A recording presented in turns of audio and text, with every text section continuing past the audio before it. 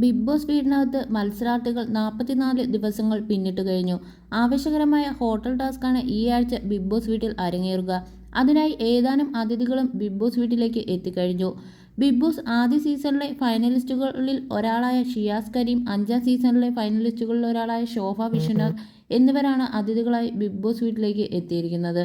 വരും ദിവസങ്ങളിൽ big boss വീട്ടിലെ സ്ഥിതിഗതികൾ തീരുമാനിക്കുന്നത് ഈ അതിഥികളായിരിക്കും. ഓരോ സീസണിലും ഹോട്ടൽ ടാസ്കിൽ ഗസ്റ്റുകളായി മുൻ സീസണിലെ മത്സരാർത്ഥികൾ ബിഗ് ബോസ് വീടിനകത്തേക്ക് എത്താറുണ്ട്. കഴിഞ്ഞ സീസണിൽ സാബുമോനും ശ്വേതയുമായിരുന്നു ഹോട്ടലിൽ ടാസ്കിലെ അതിഥികളായി എത്തിയിരുന്നത്. മുൻ വർഷങ്ങളിൽ രജിത് കുമാർ, റോബിൻ രാധാകൃഷ്ണൻ, റിയാസ് സലീം, ഫിറോസ് ഖാൻ എന്നിവരും ഗസ്റ്റായി വീടിനകത്ത് എത്തിയിരുന്നു. അതേസമയം ബിഗ് ബോസ് വീടിനകത്ത് മത്സരം മുറുകിയതിനനുസരിച്ച് ദിനം പ്രതി പ്രശ്നങ്ങളും രൂക്ഷമാവുകയാണ്. ആര്യനും റെനയും തമ്മിലുള്ള പ്രശ്നമാണ് ഇപ്പോൾ വീടിനകത്ത് കത്തുന്നത്. തൻ്റെ മുകളിൽ കയറി ആര്യൻ കിടന്നത് തന്നെ അസ്വസ്ഥയാക്കി എന്നാണ് റെനയുടെ ആരോപണം.